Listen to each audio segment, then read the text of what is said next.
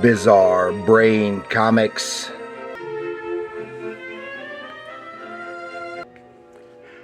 Hello, my comic book friends, and welcome to Bizarre Brain Comics. I am Gary, your host. And this is where I like to take a look at some older comics, talk a little bit about the characters and creators, and examine the stories and the art. And this time, we're going to take a look at Dr. Wonder from Old Town Comics. This is Dr. Wonder number 3 from 1996. Ooh. It says 60s style superhero excitement. See Dr. Wonder and Cadman in the fight of their lives against the web of evil's most malevolent menace, Crucible. Plus the return of Hellhawk and Strongarm. Any wonder why we called this one Trial and Terror? And then right here on the cover, they're soliciting for writers and artists wanted. See details inside. And you might say, what the heck is Dr. Wonder and what the heck is Old Town Comics? Well, back in the 90s, this publisher came about and trying to appeal to some of the more fun and types of stories and storytelling that was popular in the 1960s, primarily with Marvel. And and this book is written by David Allikas, I'm not sure how you pronounce that, with art by Dick Ayers. Dick Ayers is a long-time artist, comic artist. Did a lot of westerns and stuff in the 1950s for various publishers. Probably did a lot of stuff at Marvel in the 60s. Some superhero stuff, primarily war comics. He took over Sergeant Fury and his Howling Commandos after Jack Kirby left that title, and did that for several years, largely inked by John Severin, and did a whole bunch of stuff in various things in the 70s, and did some western stuff for at DC, as well as some superhero stuff. And here, at this point, this was much later in his life and career, and his work was not nearly as good, probably due to age, but not nearly as good as his earlier stuff had been. I always liked his stuff best as the Western and war stuff that he did. I wasn't just thrilled with the superheroes, but he was quite capable. Now, Old Town Publishing, if this is the same company, because in this book, Old Town Publishing was New York based. The only reference I can find to Old Town Publishing is a Pasadena based publisher of puzzle books, trivia, stuff like that, and said may not be the same. And yeah, this is and the Dr. Wonder is intended to tell Silver Age Marvel style comic stories, and it ran for at least 3 issues, if not 4. I'm not sure. I got some of these back then. There was a contest. There was I'm not sure if it was directly for this publisher or in conjunction with one of the comic newspapers that were going on. Comic-oriented newspapers that was published at the time, and they wanted people to do fan art and send in their stuff. I did one, and if I remember correctly, I won like 3rd place, and I got some original art by some other comic creator, I don't remember, and don't remember right now. And I think my drawing was published in either that newspaper or one of these issues. I can't remember. They do.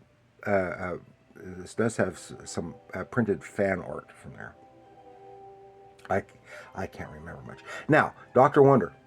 His name is Dr. Elliot Wonderbach, and he is a scientist of some kind. And he discovered some very rare element called isobortium, which can give people superpowers. It was a very small amount and in existence, and he had all of it. And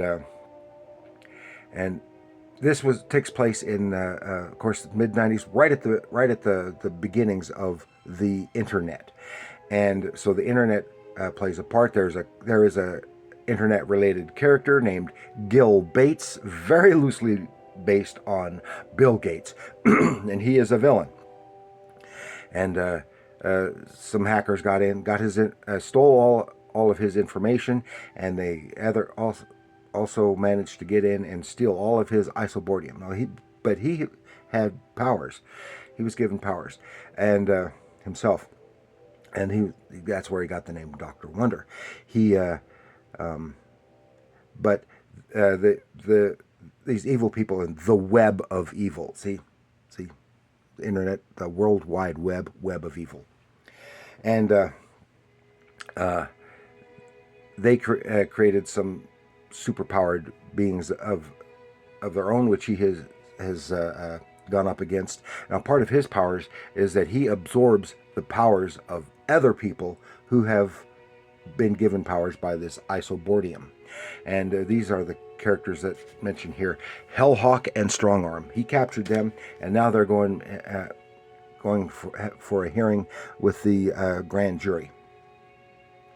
And that's the whole thing. Now, in the issue just prior to this, Dr. Wonder's girlfriend, Mary, was killed by someone else from the web of evil. And he is very grief-stricken right now. And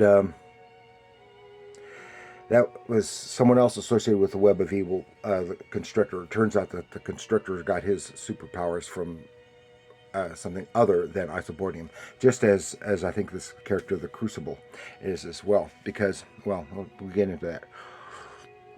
And like I said, Dick Ayers' art is not nearly as good as it had been even a decade before. And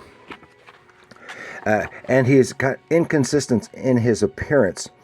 Sometimes he's got this cowl, masked cowl on, and sometimes he doesn't. And here on the inside last page is the main characters involved. And this Cadman here is actually the father of his late girlfriend, Mary. He was severely injured, is now paralyzed, but he had concocted some other thing, some kind of matter that with his computer he can alter the form, the shape, and it comprises the wheelchair that he is currently in. Here we witness the death of his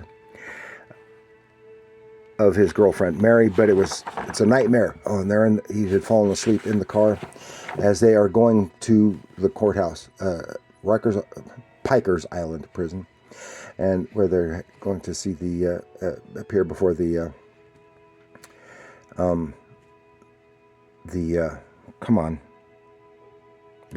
grand jury. And those villains that are up, Strongman and Hawk, what's his name, Hellhawk, they're encased in these things so that they can't move, and it dampens their powers. So they're seeing their lawyer, but it's not really their lawyer.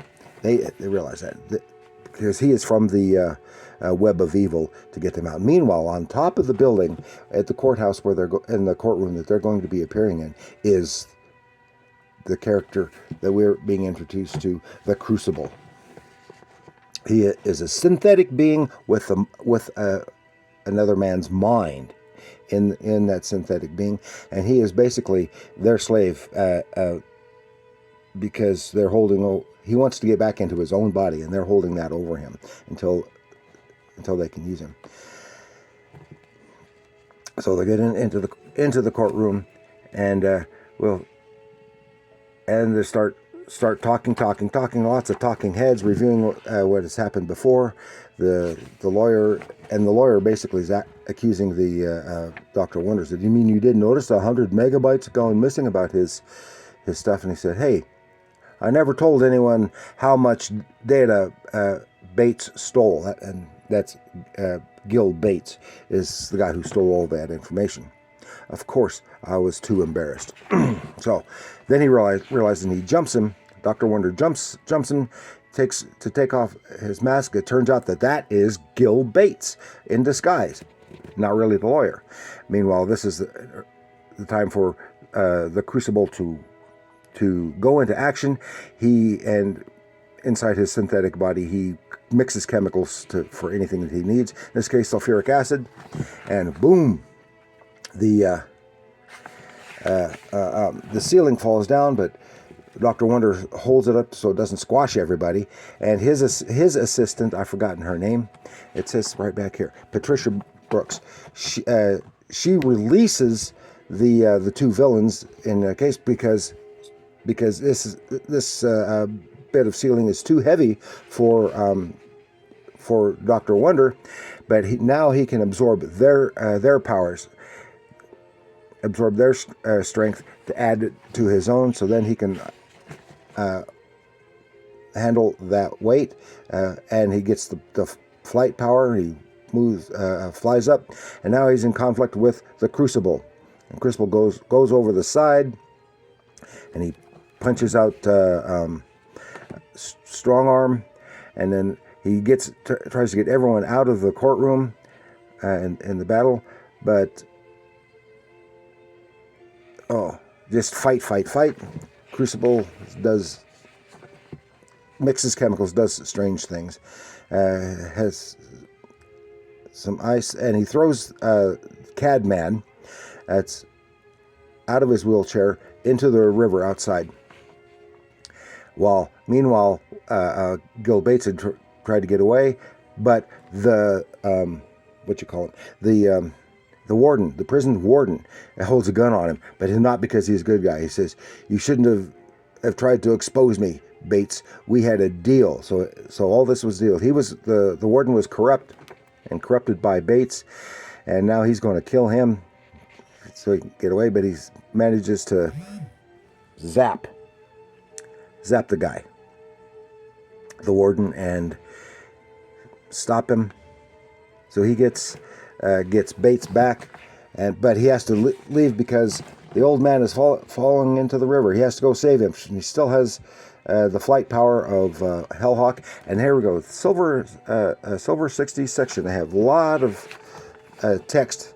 Here is the fan page. One of the another fan artist who did some Dr. Wonder stuff, and have whole articles on some Marvel stuff from the 60s.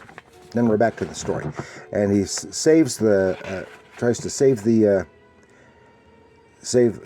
old man, but suddenly, whoosh! The water parts like the Red Sea. He saves the guy and gets him out of there, and he doesn't know what. Somebody else helped us had the power over the water, and while Patricia administers CPR. Dr. Wonder goes back into the courthouse, the prison, and Strong Arm pops up and he says, "You got to get me out of here, boss. Guard that door while I'm thinking." Well, he turns his back to Bates, and Bates is going to shoot him in the head just so he can shut him up, because they're bad. They're a weakness. They can give evidence. But the door busts open. It's Crucible. Boom. Knocking out Strong Arm. So this is where we find out that he had he's a Crucible's synthetic body, and holding his own body over his head. So they all managed to get away, doop, doop, doop. But the doctor is saved. Then in the epilogue, someone is telling him that they need some help. And he said, there's an old guy from the 60s who was a vigilante, and he accidentally caused the death of some innocent when he was a vigilante, and he surrendered himself and confessed to the manslaughter, and it has been out of remorse, and has spent his whole life in prison. So they're going to go see him. But first, see if they can help. They see they're going to get heading on out, and slips on water on the floor and says, "Oh, someone needs to clean that up." While no one's looking, Patricia just gestures, and the water sloops right out the hole in the wall. And off they go for the next part of their adventure, to be continued next month, The Search. So they're going to search for that old guy who is now out of prison. And then have some more text pages. It's got a lot of text pages in this, which is why the whole thing is like 40 pages. And there even has a text story, just like they used to have in the olden days, a text story. It's usually completely unrelated to the context, and have a lot of stuff. So it's a fun book. Too bad they couldn't have had it in color, but they couldn't. It was expense. So that's all. Remember, comics are art.